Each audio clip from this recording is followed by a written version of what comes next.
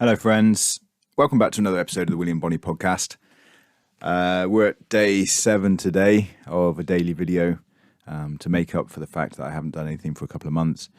I don't know how people do daily videos. I'm finding it very difficult to kind of find the time and find things to talk about, as always. But hey, we've done more videos this week than we had done in the last 6 months. So hopefully it's kicked the channel up the arse again and kicked me up the arse again so that I can get more content out and be a bit more active on the channel. So yeah, thank you so much. It's obviously re-engaged some of my old fans that I'd like hearing from, and we've got a lot of new fans who have come on and liked and subscribed and everything. So when I look at the analytics, I often see the search terms that people are using to try and find the channel and that come across me and my videos, and I noticed that number 2 and 3 of the most searched for terms that people are using to find the channel are the girls do porn searches.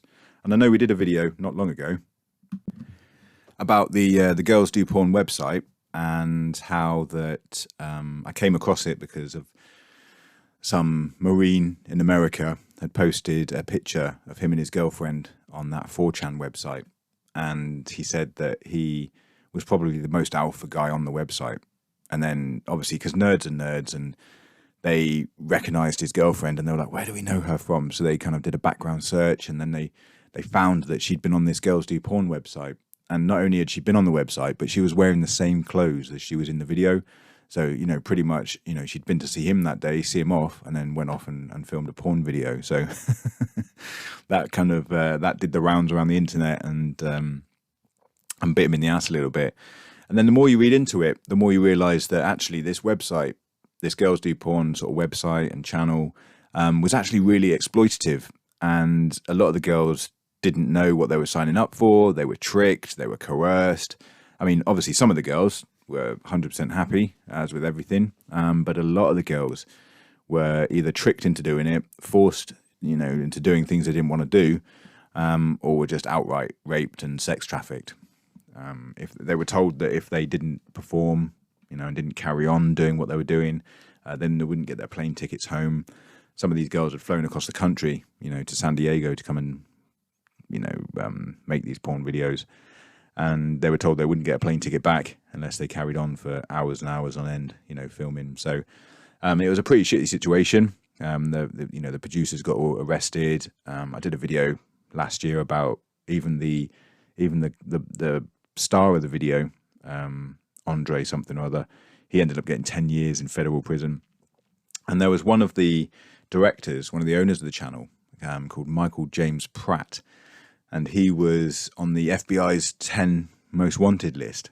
Now, you have to fuck up pretty badly if you end up on that list.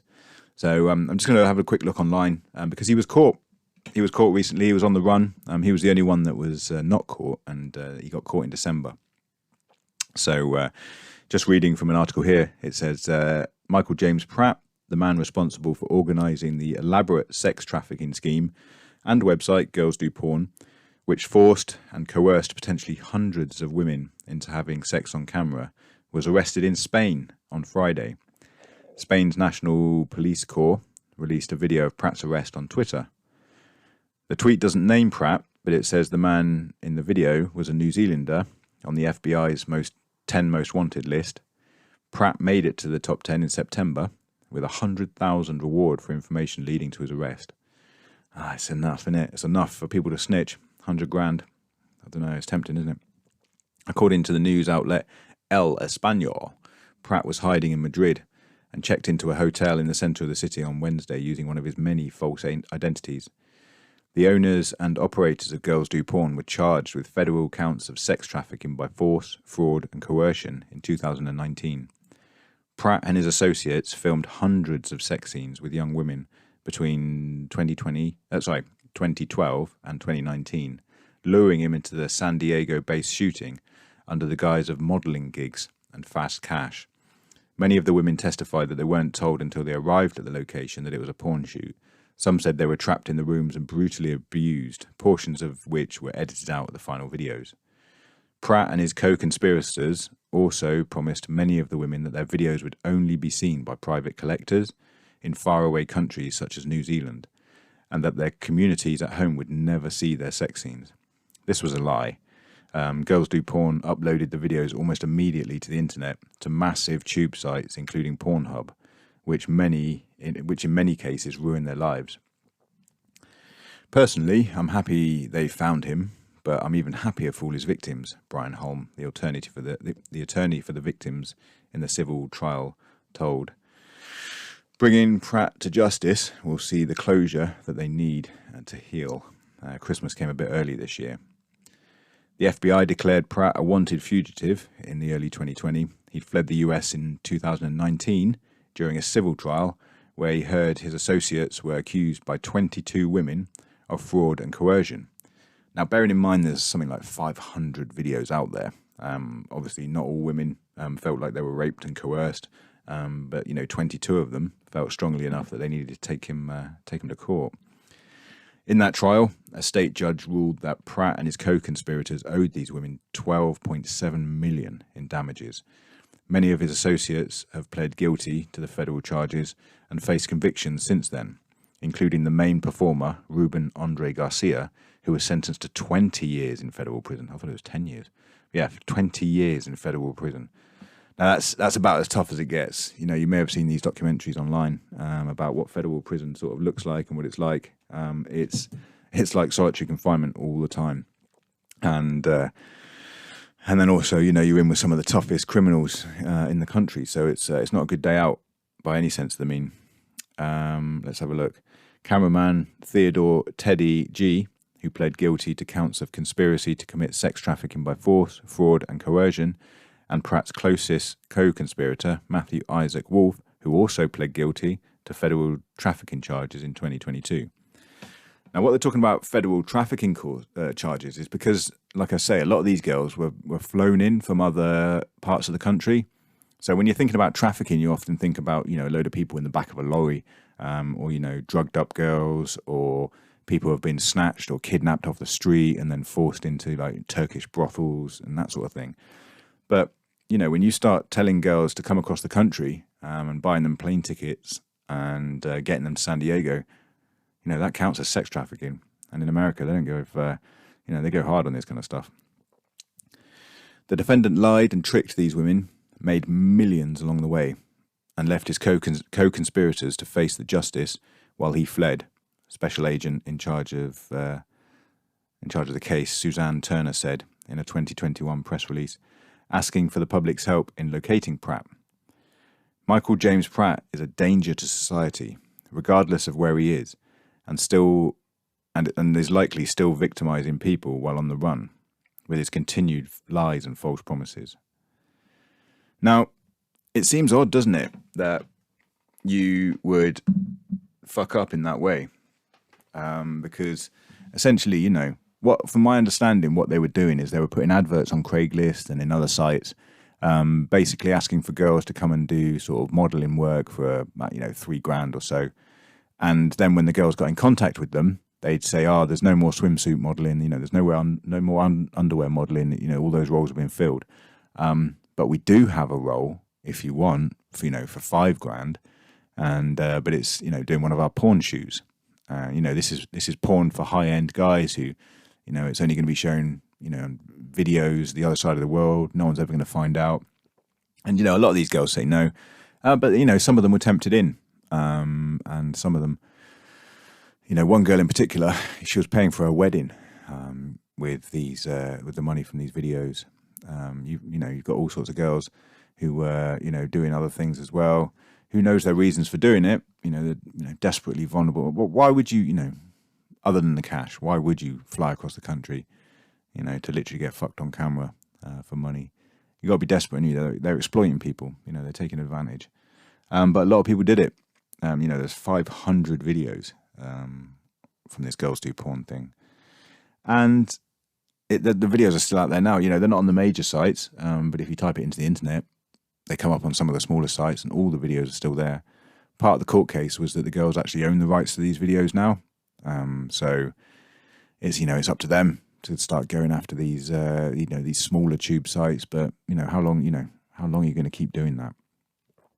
Every time you take them down, every time you warn a site, they're going to have to pay out for lawyers to, chase these sites down. And every time they do that, they're just going to pop up on another site somewhere else. It's a lot of these girls have their real names put out there as well. If it only takes a little bit of searching. Well, while I'm researching this subject, this stuff comes up. You only have to look on Reddit and you can see the sort of misogynistic comments about these girls and how they deserved it and all this kind of stuff. And it's horrendous, really. And, you think these girls are just normal girls out there. They might have been 18, 19 at the time of filming this. So, they're only 23 now. And a lot of these girls say it absolutely ruined their life. So, yeah, it's something to think about, really, especially with this kind of trend of OnlyFans, going out and being around. A lot of these girls, you hear about them sort of making 30 grand a month, selling pictures of their vag and stuff. And, they all say they're only selling pictures of their feet. But, yeah, how many people out there with foot fetishes are paying out? And those girls might be doing well, the 30 granders. But what about the girls who aren't doing well, who don't sell and end up with just naked pictures and videos of themselves all out there over the internet? And suddenly, you go for a big job as a lawyer and they do a quick Google search of you and they find them. Or, you find that brilliant guy who you want to settle down with and suddenly he recognizes you from TikTok where you've been basically promoting yourself and your channel and everything. Oh, don't get me wrong. If I was a pretty girl, I definitely wouldn't be working. I'd be out there selling feet pictures all day. But what you got to think about is just the consequences and the consequences of your actions. And these videos and the nature of the internet. This is all going to be out there forever. So it's definitely something you got to keep in mind. One thing that stood out for me for this case was that this Girls Do Porn website and the videos and the channels online is something that most men have come across. Most men will be familiar with the kind of casting couch kind of porn category and, would have probably seen some of these videos. And the thing is, it's, you just don't, you're not aware of the abuse until obviously, you hear about the court cases and things. And then it makes you think of, how many other videos are there out there? How many other porn channels? You hear Mia Khalifa talking about how, she's one of the biggest porn stars in the world. Yet that she says that she only worked for about, less than 6 months or something. She made hundreds of videos in those times. And those videos are still circulating today. And, if you look on any porn website, then, Mia Khalifa comes up as one of the top porn stars and things. She's a multimillionaire. I don't know how much money she's still making from porn, but she makes a hell of a lot of money from her profile. But porn has always been a shady industry. Porn has always been one of those things that, it's always one of those things that people talk about. Unless you're making tons of money, people never seem to be really that proud of doing porn. The male stars in porn are basically unheard of. There's a couple of massive male stars, massive being,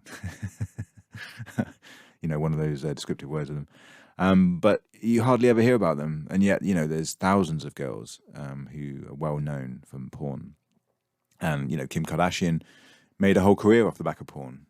And the only reason she did it is because she used to be the assistant for Paris Hilton. And Paris Hilton made a massive name for herself from porn. Paris Hilton was a very wealthy girl in herself. She could have just spent the whole rest of her life, living in Hilton hotels around the world. But she decided to make a sex tape and put it out there. Kim Kardashian made a sex tape and put it out there with the help of her mum. And now she's one of the world's biggest stars as well. And like I say, this all feeds back into this kind of OnlyFans thing. There's plenty of girls out there making lots of money and, wanting to be the next Kim Kardashian.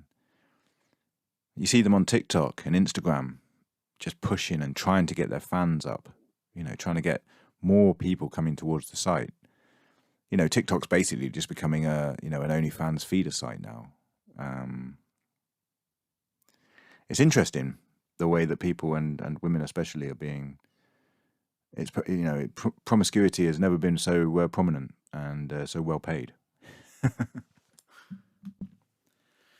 So yeah, I thought I'd wrap the story up. And like I say, I was looking at the search subjects that people use to find my channel, and I was amazed that number 2 and 3 was girls do porn. So obviously I have to do another video. And it's all wrapped up now. They're all in prison. They are all facing long charges.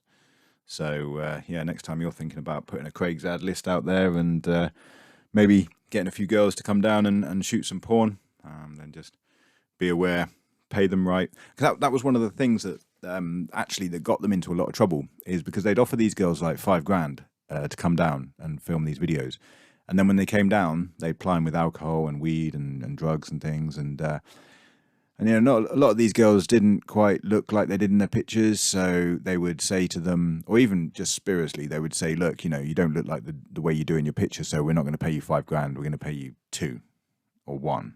Or you've got to come back again for another video. Or you've got to do this and that for another, you know, if you want to earn any money at all, you've got to keep doing more stuff. And you know, these guys made millions from this channel. This is one of the biggest channels in the world for sort of porn. And they could have quite easily paid these girls correctly, you know, not treated them like fucking animals. You know, those 22 girls that brought cases, there's 500 videos out there.